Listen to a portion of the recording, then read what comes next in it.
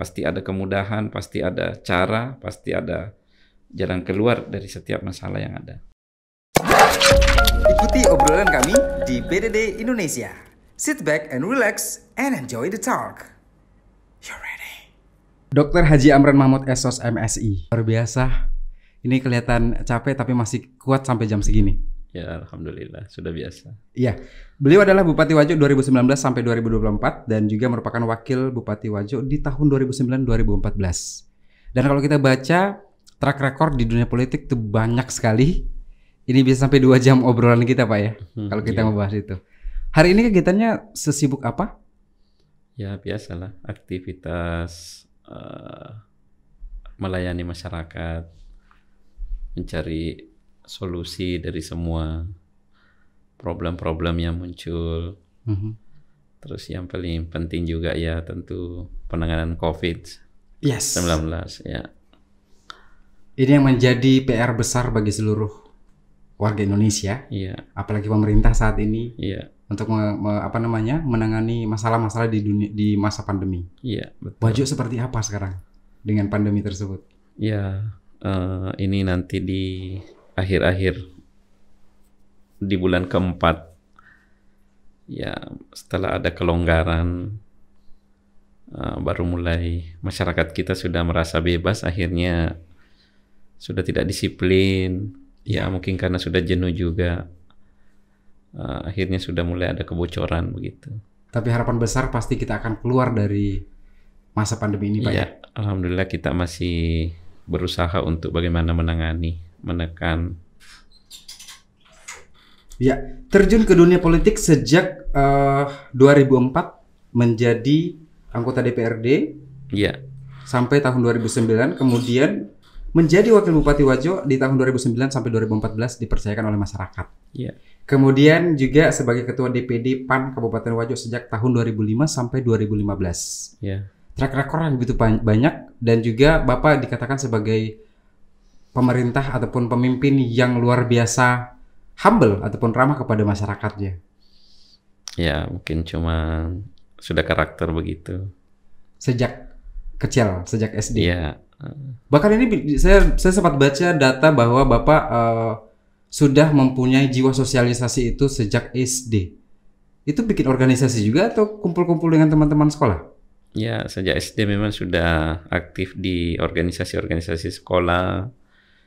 Kemudian selalu ada komunitas, kelompok-kelompok anak muda. Dan memang masuk di aktivis organisasi begitu juga. Iya. Sejak SMP. Anak apa kabar, sehat? Alhamdulillah. Istri tercinta? Ya, syukur. Terakhir ketemu kapan, Pak? Dengan anak dan istri. Kemarin kumpul semua ya, karena sejak pandemi COVID ini anak-anak kita kumpul. Nanti setelah baru-baru ini yang satunya sudah masuk di pondok, dan kemarin saya sempat besuk dan kumpul bersama ya. Di pondok pesantren sudah berapa lama? Ini yang sebenarnya yang mulai dari anak pertama itu sejak tamat SD sudah lanjut di Muallimin Jogja, sampai sekarang ini sudah di perguruan tinggi. Jadi sejak sanawiyah SMP itu sudah di Jogja. Kemudian yang kedua juga begitu, dan yang ketiga tahun ini juga lanjut aliyahnya di sana. Itu takhasus untuk memperdalam ini pendidikan hafalannya begitu. Dan ini yang kemarin yang terakhir karena masih kecil, itu sudah kita juga pondokkan ya, karena saya melihat situasi anak-anak kita sekarang ini sangat terpengaruh dengan alat digital, gadget, terutama handphone. Jadi takutnya mereka larut dengan itu, akhirnya mereka tertinggal dengan. Dan diarahkanlah ke pondok pesantren untuk adik kakak-kakaknya gitu ya, Pak? Iya. Berarti mereka sejak usia dini kelas SD pun masuk SMP sudah dibiasakan untuk mandiri Pak ya? Iya. Jauh betul. dari keluarga, jauh dari orang Iya. tua. Dan saya pengen tanya dong Pak, anak-anak akan diarahkan ke politik juga kah atau justru ke hal yang di luar politik? Kalau itu mengalir saja, kita lihat saja potensinya. Kalau memang ada yang sebenarnya yang kedua itu ada apa namanya, ada karakternya ya yang bisa Iya. terbentuk dan memiliki juga potensi. Ya mudah-mudahan lah, karena anak saya juga ambil sosial politik dalam bidang pemerintahan. Ya. Mudah-mudahan bisa belajar di sana. Belajar politik dari situ dan Iya. belajar dari pengalaman sang ayah. Ya. Gitu ya Pak ya. Ya, ini berbicara masalah keluarga dan juga sebagai pemimpin daerah Bupati Wajo. Ya kan tentunya sangat sulit untuk mengatur waktu dengan keluarga. Ya. Terakhir kumpul keluarga, liburan keluar rumah. Ya, seandainya tidak COVID, mungkin tidak seperti itu kita nikmati berkumpul selama kurang lebih 3-4 bulan ini. Ya, ya. Selama ini kan selalu terpisah-pisah. Tapi pada saat ada waktu libur dengan keluarga biasanya kemana Pak? Ke mall ataukah di rumah saja atau justru nginap di hotel? Dari kondisi saja, kalau pas lagi ketemunya misalnya di Jakarta Ya. ataukah misalnya di mana biasa kami kumpul, ya itu kita sempatkan untuk bawa-bawa anak-anak ke mall atau ke tempat rekreasi. Kalau Bapak sendiri saya pengen berbicara dong sedikit mengenai latar belakang pendidikan. Sempat TK juga? Iya, mulai dari TK, SD, SMP, SD semua di Sengkang. di Sengkang, ya. Kemudian SMP SMP juga di Sengkang. sampai SMA. Iya, SMA. Prestasi sering ikut organisasi sekolah ya Pak ya? Iya, selalu memang jiwanya di situ. Jiwanya di situ. Iya. Jiwa sosialisasinya kumpul dengan mereka, kemudian ada dengan teman-teman Iya. dan justru mengorganize banyak orang. Ya, belajar di situ. Apa sih yang orang lain tidak tahu dari Bapak pada saat SMP SMA dulu? Ya, mungkin itu saya sering memanfaatkan waktu untuk apa namanya, belajar mandiri, ya. Bagaimana bisa membiayai diri sendiri. Artinya jiwa-jiwa entrepreneur itu sudah ada sejak kecil, jadi saya belajar di situ. Bisa membiayai diri sendiri. Berarti Iya. pada saat sekolah dulu ada jualan-jualan kah atau bisnis-bisnis kecilan? Iya. Seperti? Berarti kalau sejak SMP itu biasa kalau ada tugas-tugas saya yang biasa koordinir itu makalah-makalah atau karya tulis, Oke. ya dicetak, sampai saya ikut belajar di pendidikan profesi, ya malah di situ saya yang mencetak buku-bukunya semua, Dan akhirnya buku-buku panduan di sana sehingga bisa membiayai diri sendiri, tidak membebani orang tua. Wow. Itu sejak SMP, SMA. Sejak SMP mulai, kemudian SMA sudah sering mencetak-cetak begitu, kemudian sampai lanjut lagi di Makassar, ikut pendidikan profesi komputer, juga begitu. Ini kalau kita lihat berarti pola pikir Bapak pada saat masih SMP dulu dibanding dengan teman-teman sebaya mungkin ya. Ya. Ini sangat berbeda. Kalau mungkin teman-teman sebaya berpikiran bahwa oke, ada orang tua yang membiayai. Ya, Apa yang menguatkan Bapak untuk oke, saya tidak pengen membebani orang tua? ya begitu. Artinya saya berusaha untuk bagaimana mencari pengalaman. Kemudian yang kedua, oh ternyata kalau kita bisa dapat ini, ada kepuasan tersendiri sambil mengurangi juga beban orang tua begitu.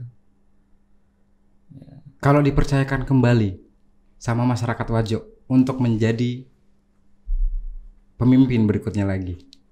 Ya, kalau saya sih mengalir saja terus selama dibutuhkan, karena memang niat saya itu juga sambil mengabdi begitu. Ya, mudah-mudahan kita bisa jadikan ibadah untuk mengumpulkan amal-amal dalam berkarir, ya bisa bermanfaat orang lain, bisa mencari solusi, ya. Bagaimana mengelola juga pemerintahan, bisa kita wujudkan juga pemerintahan yang tidak terlalu membebani, ya. Kita coba wujudkanlah pemerintahan yang bersih, pemerintahan amanah. Berasal dari keluarga sederhana, kemudian menjadi seorang pemimpin di Kabupaten Wajo, tentunya tidak lepas dari doa dan dukungan orang tua tercinta. Oh ya, itu pasti ya. Ada kenangan nggak sih Pak dengan orang tua pada saat masih SD, SMP dulu? Itu memang saya selalu dekat sama orang tua dan saya sering membantu orang tua. Ya. Ada masa sulit yang masih diingat sampai sekarang pada saat SD, SMP dulu? Sang ibu ataupun sang ayah pada saat itu? Ya, untuk yang namanya sesulit ini enggak. Masih ini kebetulan orang tua saya juga pegawai. Jadi saya banyak juga belajar di situ, ya. Kemudian ibu saya juga sambil menjadi ibu rumah tangga, ibu saya juga ada usaha-usaha begitu, jadi saya juga sering ikut membantu. Usaha apa itu? Ya sering ini tawarkan pakaian-pakaian ke kerabatnya, sahabatnya Untuk dijual. Ya, saya sering yang antar. Ya, kemudian setelah tamat SMA, kita beralih ke perkuliahan. Jurusan yang diambil tentunya ada hubungannya dengan saat sekarang. Saya S1 Administrasi Negara. Nanti di S3-nya itu saya ambil komunikasi di bidang keagamaan, karena saya juga senang naik di mimbar, jadi saya kembangkan juga di situ. Senang naik di mimbar, berpidato atau ceramah agama? Ya, ceramah. Ceramah agama. Ya, sambil belajar, sambil menyampaikan kebaikan-kebaikannya. Mudah-mudahan itu bisa menjadi amal jariah. Termasuk pada saat sekarang ini ya, bisa dikatakan bahwa ceramah kepada viewers BDD yang juga menyampaikan kebaikan-kebaikan dan inspirasi. Iya, alhamdulillah. Ya, dan kalau kita berbicara masalah pandemi, di tengah pandemi kemudian hiruk pikuk Kota Sengkang Kabupaten Wajo itu sendiri, tentunya banyak program kerja yang mungkin sedikit terhambat dengan itu. Ya, otomatis karena apalagi kalau tim-tim medis kita yang kena, ya harus kita amankan semua, harus kita tracking semua lagi yang pernah terjadi kontak erat, ya. Jadi setiap ada yang ketemukan positif harus kita screening terus, bagaimana kita tracking dan tracing semua yang pernah terjadi kontak dengan mereka itu. Dengan tindakan yang lebih cepat gitu Pak ya? Oh iya, harus cepat, karena untuk cepat mengisolasi semua ini, baik di keluarganya maupun teman kerjanya, supaya kita bisa mapping mereka dan menghentikan virus tersebut di titik itu. Iya, tidak menyebar kemana-mana. Harus mereka diisolasi, harus mereka ini dengan baik keluarganya maupun dengan lingkungan kerjanya. Oke, baik. Saya ajak Bapak bermain game boleh ya Pak ya? Biar lebih sedikit relax dari semua kegiatan-kegiatan pada hari ini. Iya. Baik, saya akan bacakan games kita disebut dengan pilih cepat. Saya akan berikan 2 pilihan. Bapak tinggal menjawab salah satu pilihan tersebut yang menurut Bapak sesuai dan dengan alasan yang jelas sebentar. Baik, yang pertama adalah makanan berkuah atau tidak berkuah. Bapak lebih pilih mana? Ya, berkuah. Memang lebih suka berkuah. Ya, apalagi kalau panas-panas dan pedas. Makanan apa yang paling disukai Pak? Yang berkuah? Coto Makassar kah? Ya, dengan coto Makassar. Ya, mie juga. Mie juga masih makan? Iya, masih. Seorang Bapak Bupati Wajo makan mie? Nah, ini tadi makan mie di jalan. Sambil singgah sholat kita makan mie. Ya. Baik, yang berikutnya adalah anak diarahkan terjun ke politik ataukah jadi pengusaha? Tadi sudah dijawab juga ya? Iya, kalau sebenarnya sih saya lebih cenderung mereka ke pengusaha. Lebih ke pengusaha kalau dia disuruh memilih antara dua tersebut? Iya. Oke. Kenapa nggak diarahkan jadi pemimpin daerah juga? Ya, kalau misalnya mereka ada bakat dan ada juga minat, saya kira tidak ada masalah. Cuma saya lebih cenderungnya ke pengusaha. Pengusaha. Apa karena Bapak merasakan bahwa tidak pengen dirasakan oleh anak-anaknya? Mumet itu sebagai pemimpin daerah yang tidak gampang. Ya, karena sebenarnya sih kalau untuk mau juga menjadi pemimpin ya harus punya cost ya, biaya untuk bersosialisasi, untuk membantu orang lain supaya kita tidak selalu membebani orang lain, tapi kita bisa memiliki kemampuan sendiri, kemandirian sendiri untuk bisa membuat program atau menjalankan program. Iya. Ya, kalau istilahnya punya usaha sendiri kan bisa enak untuk membantu banyak hal. Ya, mungkin kita tidak bisa menjalankan program dengan maksimal karena ada kemampuan usaha yang bisa kita saling membantu, bisa menjadi bapak angkat, bisa menjadi orang tua asuh. Ya kan ada anak-anak duafa kita yang tidak mampu, bisa kita santuni begitu. Ya. Luar biasa, jiwa sedekah, jiwa berbagi Bapak begitu luar biasa dan sosialisasi. Ya, itu terbentuk dari kecil sih. Ya. Ya, yang berikutnya adalah masih ada pertanyaan lagi nih Pak. Liburan di hotel bareng keluarga atau di alam terbuka ketika ada waktu liburan? Ya, di hotel atau di alam terbuka? Di alam terbuka. Di alam terbuka, ya. Rekreasi ya Pak ya. Rekreasi. Berikutnya adalah, ini harus dijawab ya Pak ya, harus dipilih salah satunya. Bapak memilih nyanyi atau acting? Ya, nyanyi saja. Nyanyi saja. Nggak punya bakat acting? Atau karena Bapak nggak bisa berpura-pura nih? Iya. Harus selalu jujur di depan masyarakat gitu Pak ya? Iya. Ya, nyanyi saja. Hobi nyanyi berarti ya Pak ya? Tidak juga. Tapi suka? Setidaknya ya bisa untuk menaikkan imun atau... Iya, kebahagiaan, membangun imun saat ini Pak ya? Kalau disuruh memilih nih satu lagi pertanyaan terakhir, lagu Bugis atau lagu dangdut, pilih mana Pak?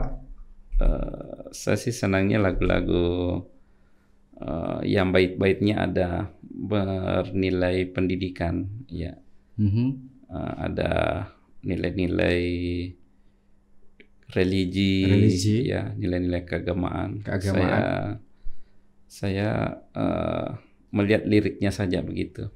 Isi liriknya ada poin penting, ada faedah, ada pesan-pesan moral, ada inspirasi di dalamnya, ada bisa menjadi penyemangat.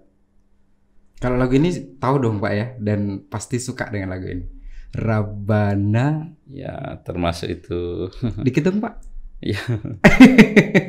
Kapan lagi Pak di BDD Indonesia di studio kita kedatangan seorang bupati yaitu Bupati Wajo, Bapak sendiri sudah hadir dan bernyanyi, coba Pak sedikit Pak.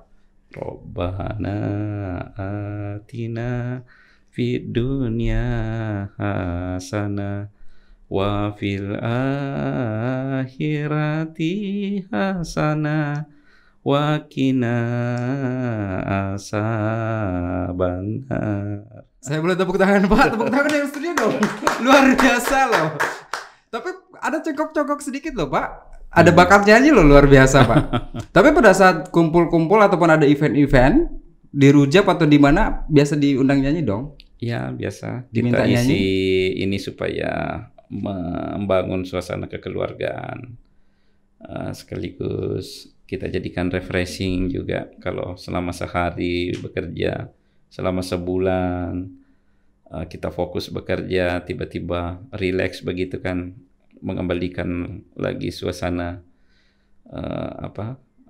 pikiran kita, ya. Dengan begitu padat gitu kan, urusan kantor yang cukup memumetkan, membuat kita pusing, akhirnya kita santai di malam hari, gitu ya Pak ya. Dan lagu yang paling sering dinyanyikan pada saat diminta nyanyi apa? Ya, jangan menyerah. jangan menyerah. Harusnya tadi lagu itu ya. Jangan menyerah dari The Massive. Iya. Mungkin pas dengan pesan-pesan di lagu tersebut untuk masyarakat kita ya, sebagai penyemangat, karena setiap orang itu pasti ada ujian, pasti ada cobaan yang diberikan. Jadi selalu harus punya semangat bangkit, ya, semangat melawan berbagai problem, ya. Ya tentunya juga selalu mensyukuri apa yang diberikan Allah pada kita. Iya. Sesuai dengan lirik lagu tersebut. Iya. Oke, yang terakhir saya pengen dengarkan inspirasi dari Bapak dong untuk masyarakat yang ada di Indonesia, terutama anak muda yang mungkin ada sebagian kita yang pengen menjadi seorang pemimpin seperti Bapak. Ya, silakan Pak. Ya, tentu pertama buat anak-anak muda kita ya harus memiliki semangat. Ya, itu yang kata kunci, semangat. Yang kedua harus menjaga riwayat hidup. Ya, karena bagaimanapun kalau riwayat hidup kita bagus, ya pasti banyak teman, pasti ada tingkat kepercayaan sama teman-teman yang memang sudah mau berjuang bersama kita, ya istilahnya dalam suka dan duka, ya pasti ada kesetiaan di situ. Kemudian yang ketiga harus selalu peduli dan selalu ada kita berbagi. Kalau sifat-sifat seperti itu buat anak-anak muda kita selalu bisa hadir, ya apalagi dengan kondisi kekinian ditambah lagi kemampuan skill, kompetensi, skill yang harus dimiliki, utamanya soft skill ya, karena ini kepekaan. Banyak orang pintar tapi belum tentu dia peka, ya. Banyak orang cerdas tetapi belum tentu mereka punya emotional quotient, ya, punya kemampuan emosi merajut sebuah problem. Karena kita sebenarnya setiap manusia itu menjadi problem solver, ya, selalu kita mencari solusi, jalan keluar dari setiap problem yang ada. Jadi dengan semangat, ya, kemudian memiliki tadi sifat-sifat kepedulian, dan yang terakhir harus memiliki juga etos kerja. Ada tiga etos kerja yang harus kita miliki. Harus kerja keras, ya. Yang masih pendidikan harus kerja keras untuk meraih prestasi, ya. Dia harus memiliki kemampuan untuk berprestasi lebih hebat dari yang lain, ya. Kemudian yang kedua, etos kerja yang kedua itu harus selalu kerja ikhlas supaya tidak ada beban. Karena melaksanakan sesuatu tugas pengabdian, kalau kita selalu pikir dengan income, berpikir dengan nilai, itu berat, ya. Tapi kalau selalu diikuti dengan ketulusan, keikhlasan, karena hanya mengharap ridho, bisa mendapat jadi ibadah, ya insya Allah semuanya mudah kita lakukan. Ya, kemudian yang terakhir adalah kerja-kerja cerdas, karena semua pekerjaan itu ada teknik-teknik strategis kecerdasan, termasuk berpolitik, ya. Termasuk menjadi pengusaha, dalam bidang apapun. Kalau kita bisa lakukan dengan kerja-kerja cerdas, ya saya kira semua Allah sudah ciptakan begitu. Pasti ada kemudahan, pasti ada cara, pasti ada jalan keluar dari setiap masalah yang ada. Dari buku William Shakespeare yang pernah saya baca, Where there is a will, there is a way. Di mana ada kemauan situ ada jalan, Pak. Ada jalan, ya. Setelah ini ada agenda lagi berikutnya? Iya, ada. Oke, baik. Luar biasa, terima kasih banyak sudah hadir. Iya. Dan tentunya pertemuan kita di studio BDD menjadi sebuah inspirasi buat viewers BDD, dan juga tentunya ini akan menjadi sebuah pelajaran buat anak muda terutama, Pak, ya. Iya. Ya, anak-anak milenial. Anak milenial, betul sekali. Ya. Kami doakan sehat terus dan selalu diberikan kekuatan untuk menjalankan semua tugas. Amin. Karena Amin. Bapak adalah jiwa sosial, pasti akan selalu hadir setiap agenda. Amin. Termasuk di BDD Indonesia saat ini, ya. Jauh dari Wajo ke sini loh untuk hadir. Iya. Luar biasa, terima kasih banyak sudah hadir. Baik. Bapak Bupati kita tercinta. Ya.